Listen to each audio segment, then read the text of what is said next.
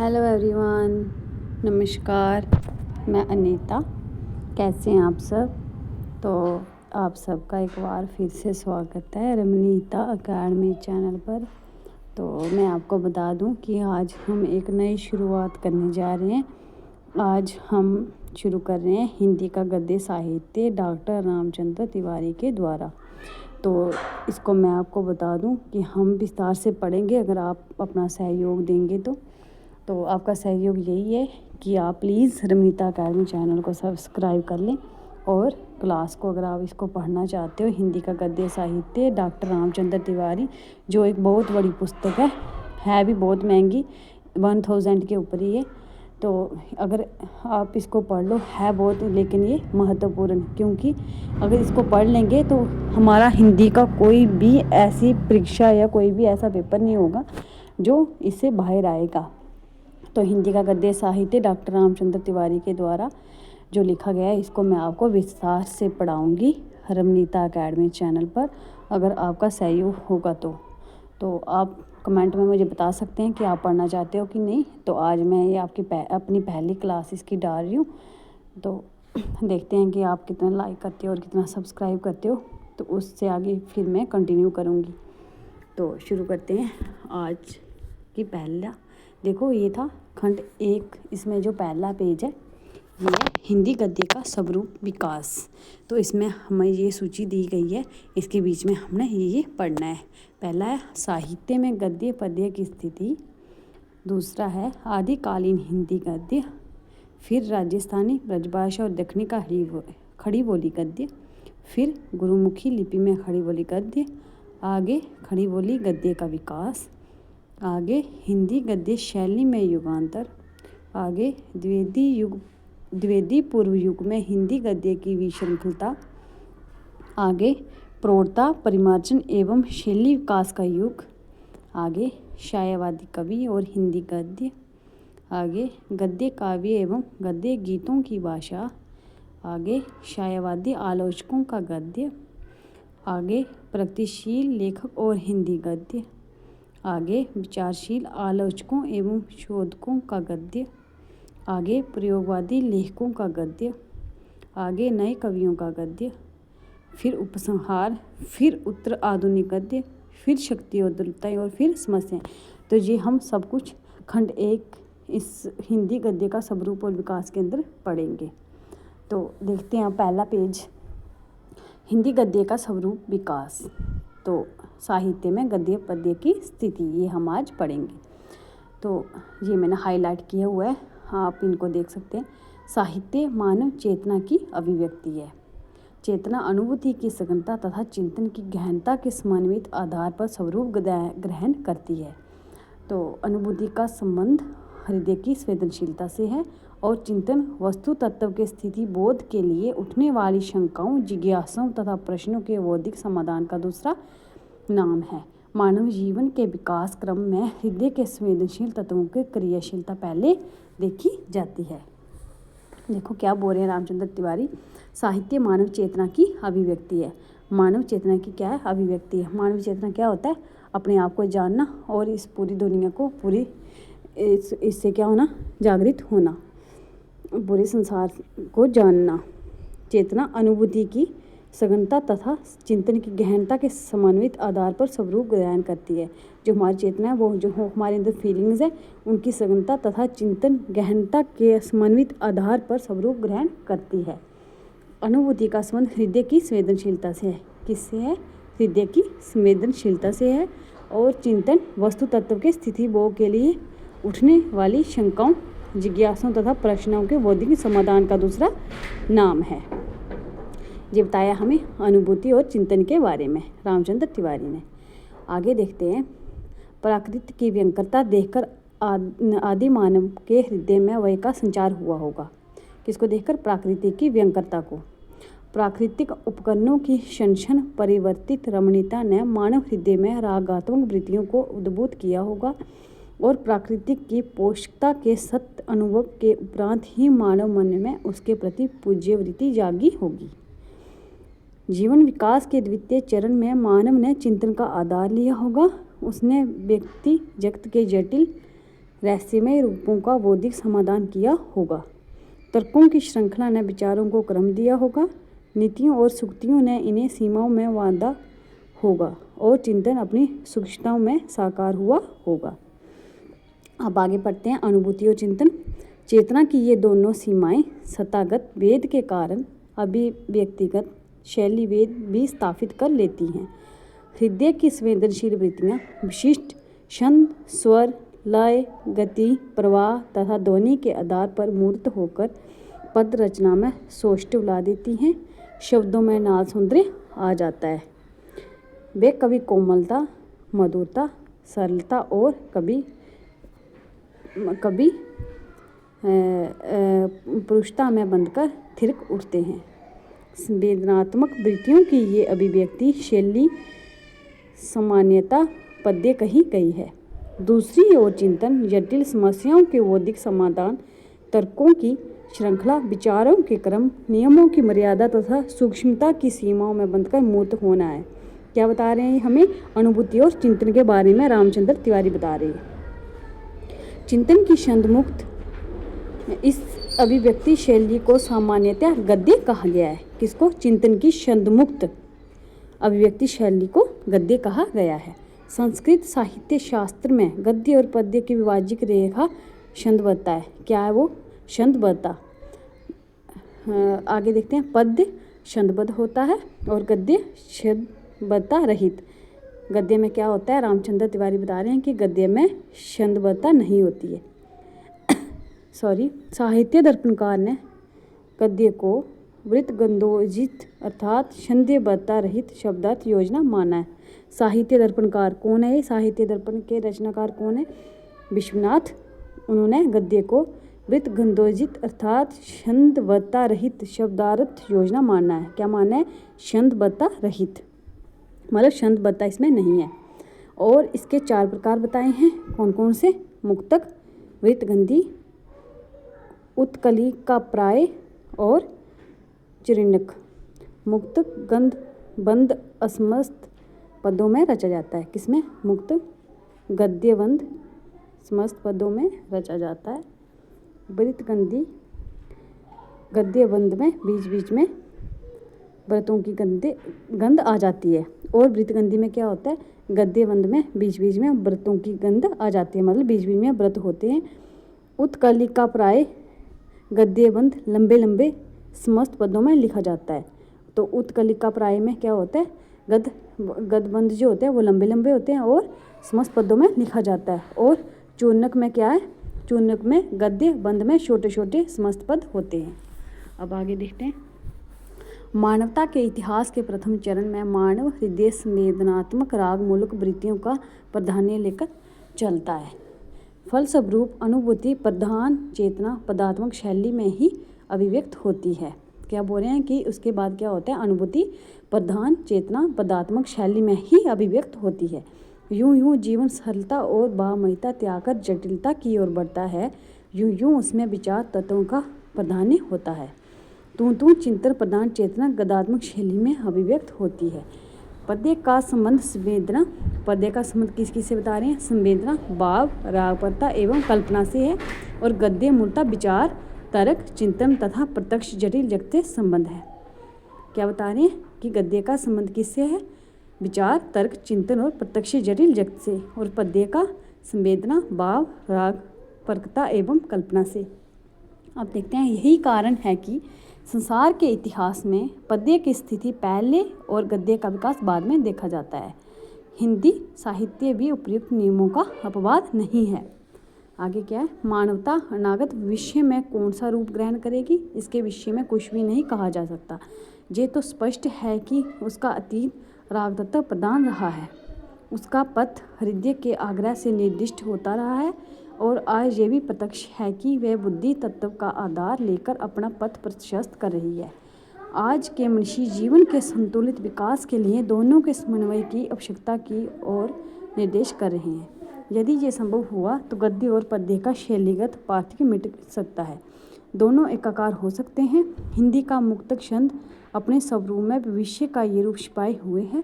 वस्तु और व्यक्ति के समन्वय पर बल देने वाले विविध कवि प्रयोग भी आज इसी दिशा की ओर संकेत कर रहे हैं। जी हमें गद्य और पद्य के बारे में रामचंद्र तिवारी बता रहे हैं। आगे क्या है, साहित्य हिंदी गद्य का क्रमबद्ध इतिहास 19वीं शताब्दी से प्राप्त होता है। इससे आगे अब देखो, इससे पहले आपको ऐसे थोड़ा बोर हो रहे होंगे, अब देखो आगे इंटरेस्टेड आ गया। साहित्यिक हिंदी गद्य का क्रमबद्ध इतिहास 19वीं शताब्दी से प्राप्त होता है। क्या बोल रहे हैं, कब से प्राप्त हो रहा है? रामचंद्र तिवारी के अनुसार 19वीं शताब्दी से प्राप्त होता है।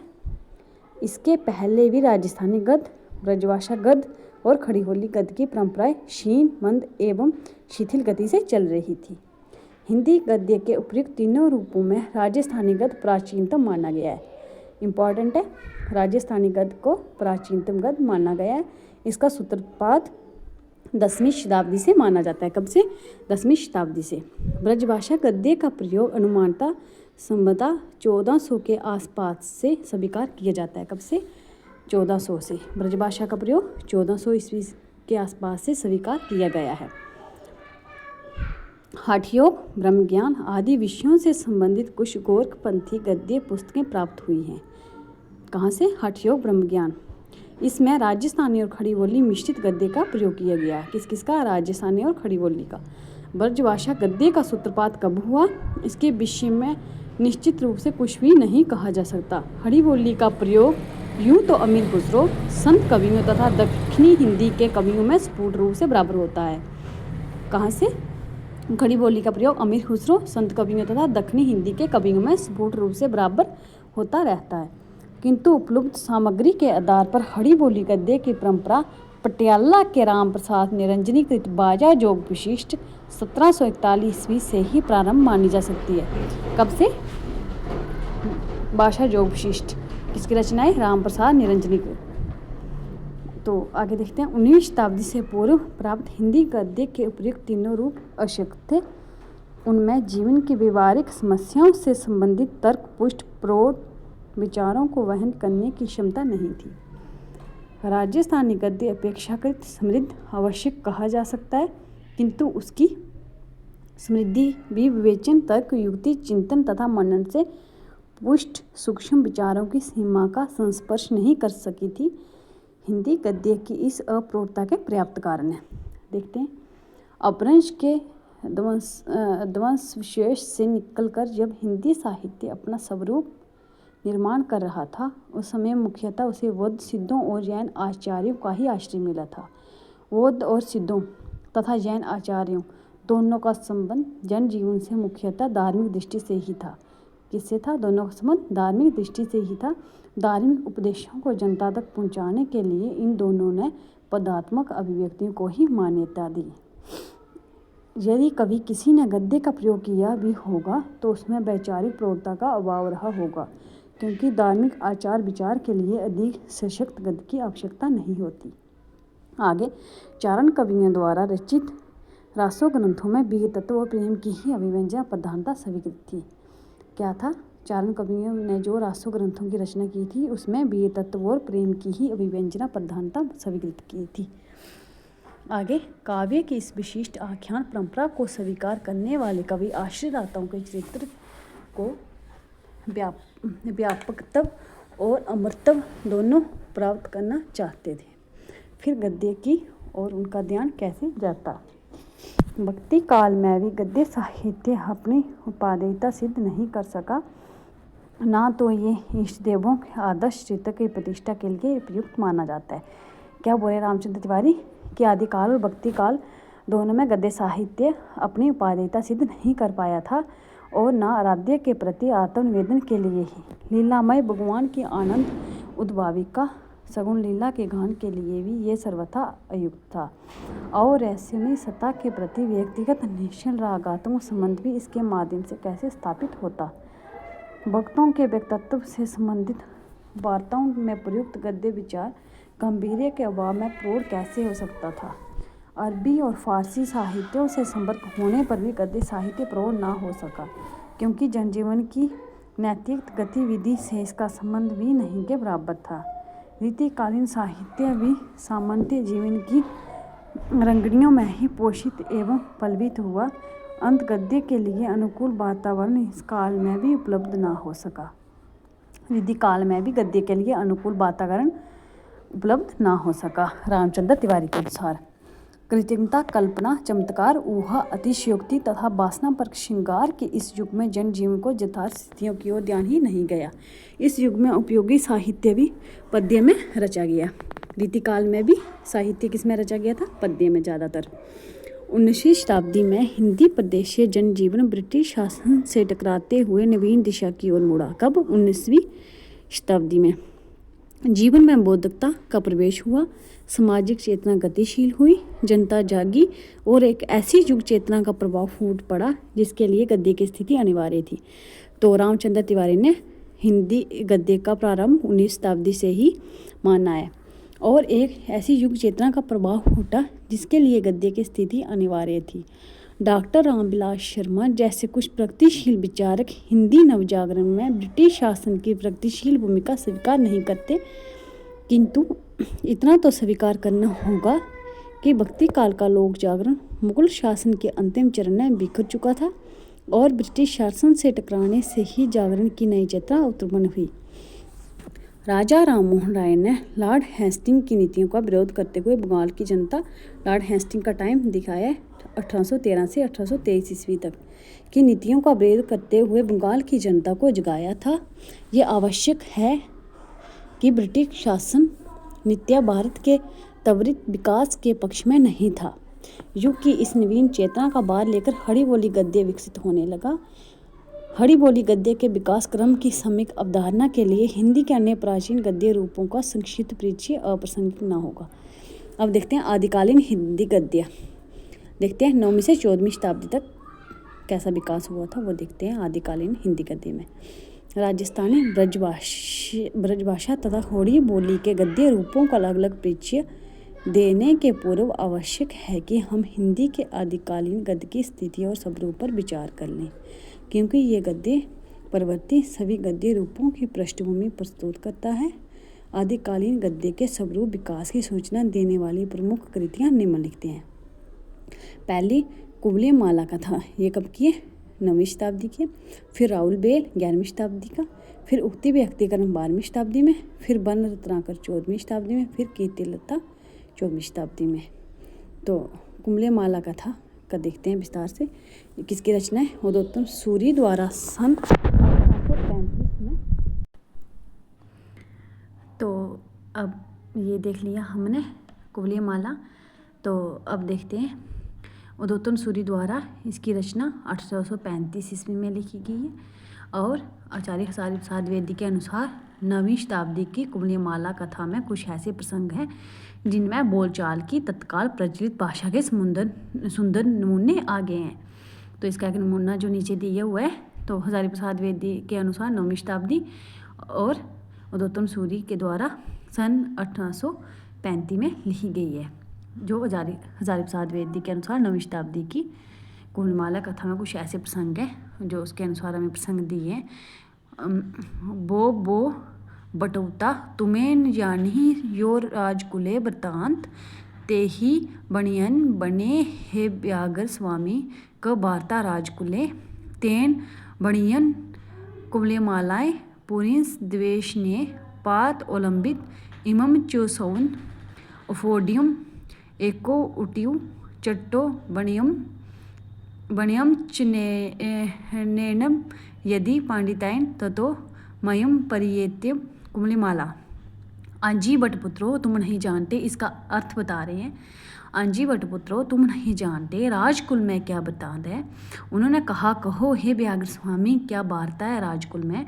उसने कहा पुरुष द्वेषनी कुवलय माला ने पात मतलब पत्थर लगा दिए हैं। यह सुनकर एक विद्यार्थी फड़क कर उठा और बोला निर्णय यदि पांडित्य से होने वाला है तो ब्याह मैं करूँगा कुवलय माला से। यह हजारी प्रसाद द्विवेदी की पुस्तक के पृष्ठ नंबर 565 पर उद्धृत है।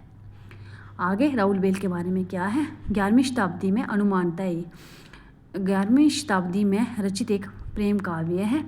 इसका रचयिता रोड़ा कवि है। इसका पाठ शिलांकित है। इसमें कलचुरी राजवंश के शिलांकित मीन्स शिला पर अंकित। इसमें कलचुरी राजवंश के किसी सामंत की 7 नायिकाओं का नक्शी वर्णन है। इसमें गद्य अंत में का भी प्रयोग किया गया है। अंत में क्या किया है? गद्य का भी प्रयोग किया गया है। इसकी भाषा मूलतः मध्य देशी अपभ्रंश है, किंतु इसमें पशाई और पूर्वी अपभ्रंशों का भी संश्लेष है, इसलिए इसमें अवधी, मराठी, पंजाबी आदि के भी पूर्व रूप सुरक्षित हैं। इसके गद्य का एक नमूना नीचे उद्धृत है। ये नमूना है, इसको आप देख लेना। अब आगे देखते हैं उक्ति व्यक्ति प्रकरण।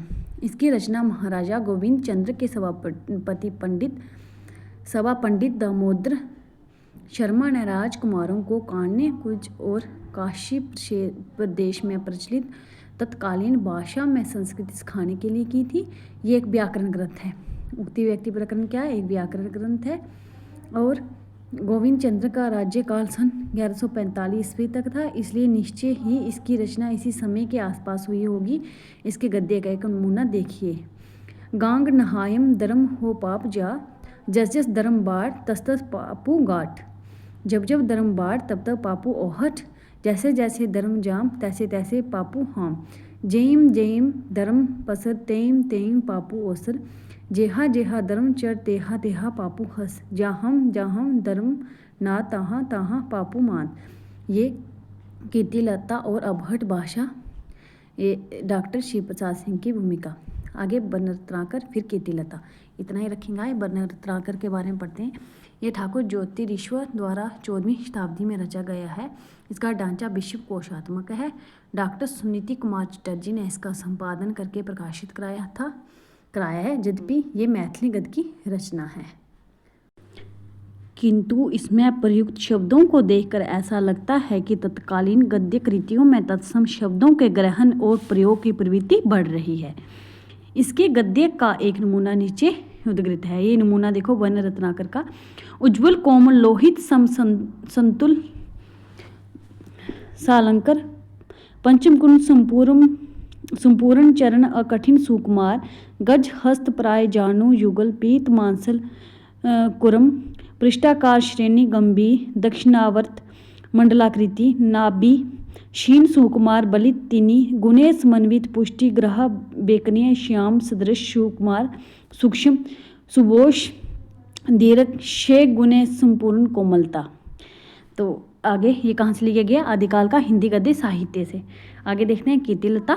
ये विद्यापति द्वारा रचित एक वीर गाथात्मक काव्य है। इसमें विद्यापति ने अपने आश्रयदाता कीर्ति सिंह का कीर्तिगान किया है। निश्चय ही ये 14वीं शताब्दी में रचित है। इसमें बीच बीच में गद्य का भी प्रयोग किया गया है। इसमें प्रयुक्त गद्य का एक नमूना नीचे उद्धृत है। ये जो हाईलाइट किए इनको आप ध्यान से याद रखिएगा। आगे फिर ये कीर्तिलता और कीर्ति अबहट की जिसमें भाषा है, इसको हम दूसरी आगे कंटिन्यू करेंगे। आप कमेंट में बता देना कि इसको कंटिन्यू करना है कि यहाँ पर क्लास में बंद कर दूँ। तो अगर आपका सहयोग होगा तो मैं ज़रूर इसको कंटिन्यू करूँगी। प्लीज़ लाइक कर लें और चैनल को ज़रूर सब्सक्राइब करें और भी दोस्तों में शेयर भी ज़रूर करें। धन्यवाद।